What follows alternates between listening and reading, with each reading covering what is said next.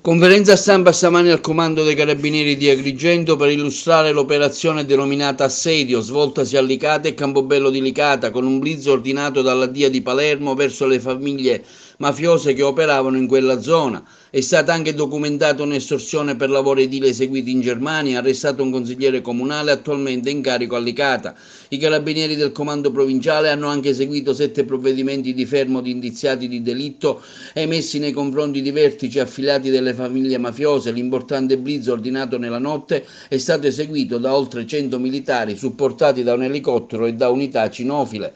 Numerosi sono stati i filmati effettuati dalle forze dell'ordine relativi a incontri segreti fra gli appartenenti alla cosca mafiosa, tante le perquisizioni effettuate. I carabinieri hanno anche accertato che l'organizzazione mafiosa operava nel campo delle slot machine attraverso una società compiacente il cui titolare è stato di fermo.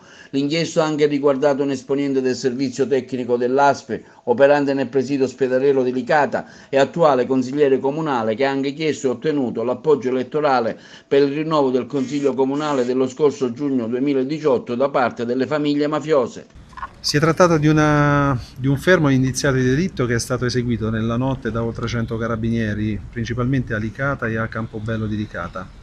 L'indagine, denominata convenzionalmente assedio, arriva fondamentalmente a prosecuzione di una serie di interventi contro l'organizzazione mafiosa che sono stati svolti appunto con l'operazione Opunzia a Sciacca, l'operazione Montagna ad Agrigento ed oggi appunto con l'operazione Assedio a Licata. Colpisce principalmente gli elementi apicali dell'organizzazione diciamo della parte orientale della provincia e viene contestata l'associazione mafiosa armata finalizzata alle estorsioni. Nell'ambito di questa operazione è stato anche notificato un provvedimento di fermo indiziato di delitto nei confronti di un assessore comunale con l'accusa di concorso esterno in associazione mafiosa. E questo fa capire quanto la politica sia vicino sempre alle cosche mafiose, anzi quando può ne approfitta. In questo caso è stato riscontrato questo dato oggettivo, principalmente appunto rappresentato dal fatto di una messa a disposizione di voti per questa elezione ed una certa disponibilità da parte di questo soggetto nei confronti dell'organizzazione.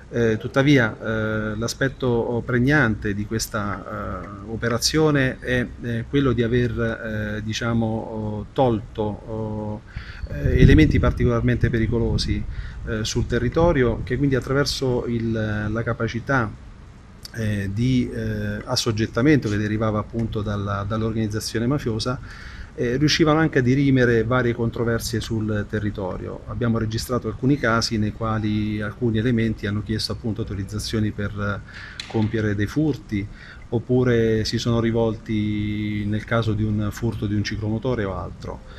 Le attività principalmente poste in essere sono state quelle appunto del controllo delle estorsioni sul territorio, ma anche il controllo di quello che è l'attività abusiva di parcheggi sulle zone litorali appunto del Licatese.